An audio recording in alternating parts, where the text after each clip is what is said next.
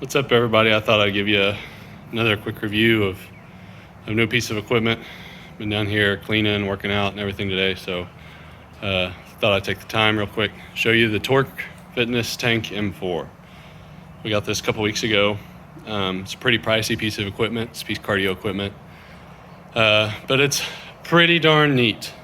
The way it works is it's got two sets of resistance right here on the side. You can see there's neutral 1, 2, and 3, 3 being at the very top and also the hardest.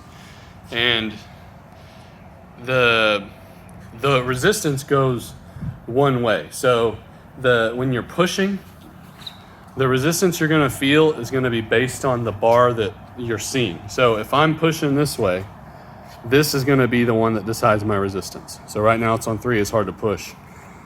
If I push this down to 0, it rolls easy, and then, well, kind of easy.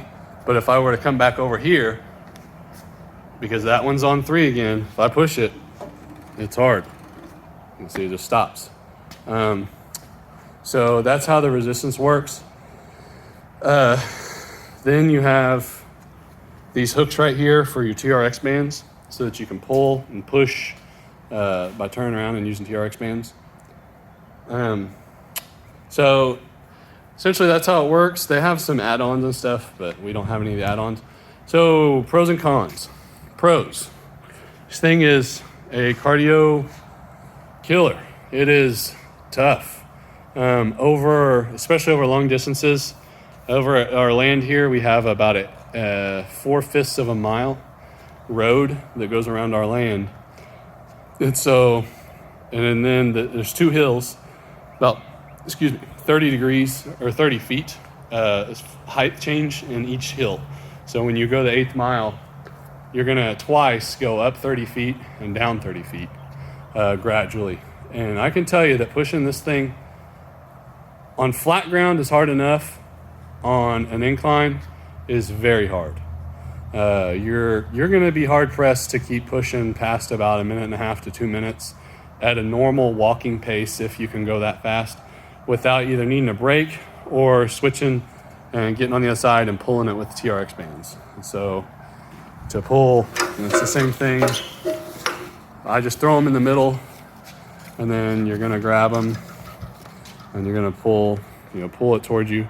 And then even when you're tired of that, you can actually turn around, throw the Trx bandles over your shoulders or to your sides, and then push essentially push the cart, by pulling it at the same time. So it is tough. It takes a good 33 minutes to get around our 8th mile with all the elevation changes, and it kicks my butt. I'm exhausted. So it definitely will give you cardio.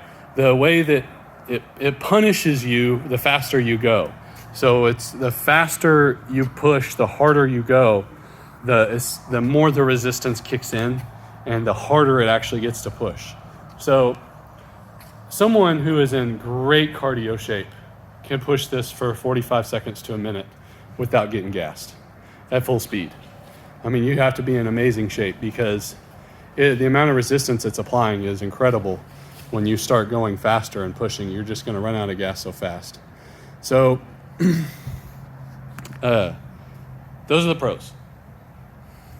Works great. It's the handles are perfectly placed, such that you can get here and push and kind of have your head down, arms locked, and just push that way. Or you can even get here and basically put both hands down and lean on your hands and push with your hands kind of down by your pecs. So the handles are in perfect places. I've never kicked this, hit it with my shins or my knee, nothing like that. So the design from that aspect is really great. No scuffs. I've not hit anything. I feel like everything's really well placed. Cons. It's a heavy bastard. The cons would be, it does not necessarily go in a straight line. After I would say 20 feet, you'll notice that you are going in some direction, whether you're veering a little left or veering a little right. So it does not entirely go straight. So if you're going in a long distance with it, you're definitely going to have to correct it. The ways of correcting it are to either, pull the back left or right to change it. You're going to go this way like this, or you're just going to go to the front and move it left and right. Also, if you're pulling it with the TRX, if you're pulling in a straight line, excuse me, you're going to pull it in the right direction. It's going to correct itself a little bit through the resistance that you're giving it. But pushing it, you're going to notice it's going to veer one way or the other. Other cons, let's see, it does that. It's heavy, it's hard to turn. It's not easy to turn. What were the other cons that I had? I mean, that's really it. It's hard to turn, and it does veer left and right a little bit. The other pros that I really like is this cavity in the middle. So you got your phone playing stereo. I'll turn my music on and then turn the stopwatch on and throw it there in the middle so that I'll set it so my phone has a magnet on it. I can set it right here on the side and it just snaps on because of the magnet. And that way I can see my stopwatch. And on a long distance, I can time myself and try to beat my old time and sit and listen to tunes and keep myself motivated. So I do like that. Magnets stick to it great. That cavity in the middle is perfect for throwing your TRX. You're pulling, you get tired, you just toss them in there, and then you run around to the other side and start pushing. So the cavity is really nice, and I think some of the accessories go on there.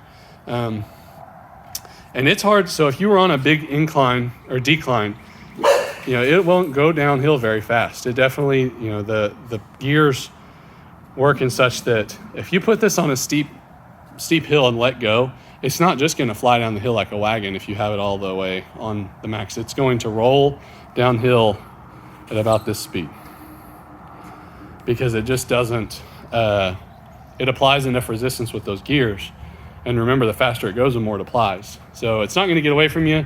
So if you're on a hill and you got to go from pushing in the back to pulling in the front, you can be on a steep hill, let go, walk around, and that thing will barely have rolled back because the gears are keeping it in place, which is really nice as well. You're not going to lose ground and have to chase it. It's not going to get away from you. Me and my wife have done a lap where I had it on 3 and she had it on 1, and we would flip. We would just adjust the bar. We do a minute at a time. I do a minute, and then just kick it down to 1. She'd do a minute, and then we kick it back up to 3. And we did that both ways around the laps. It was pretty good. It's a neat piece of equipment. It's expensive for sure, but it's different. If you want to train your legs and get some good, real resistance cardio in and not have to run, but you're going to get, it's like pushing that sled, but you're not going to destroy your pavement. You're not going to destroy your concrete. We have, that sled right there is very difficult on dense concrete like this. This true dense concrete, man, the surface area that sled catches slows it down so hard versus maybe a blacktop like that, an asphalt road. It's much easier to push there, but it pulls up pebbles and pulls up rocks, and you hit rocks and stuff like that. It can tear up your road, tear up your sled.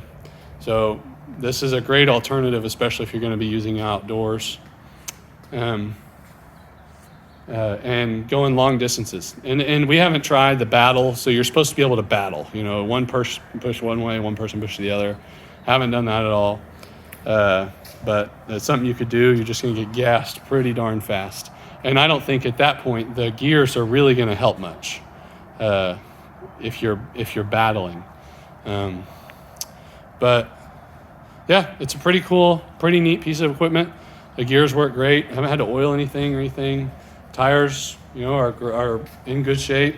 Again, it does veer a little bit, and I don't know how you really correct that to calibrate it to make it go straight, but it's not that big of a deal. And if you're doing in a gym and you're doing this in small, 30 or 40 foot increments, you're going to be able to correct it pretty easily and not have any problems. If you have any questions, let me know. There's something new we bought, and a piece of cardio, and it's pretty darn neat.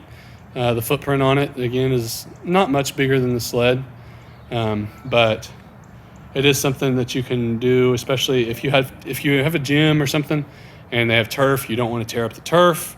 You don't want to rip up the carpet. They have the artificial grass or whatever, artificial turf. This would be perfect on there because you're not going to be just running that sled across it and pulling it up. So these would be good for a gym. They're a heavy bastard, and they're hard to move around, but they certainly will kick your butt in the cardio, make you sweat. But if you have any questions, let me know. Be glad to answer them. I've taken this thing around. I've probably done 8 to 10 laps with it so far, and haven't had any issues, any problems.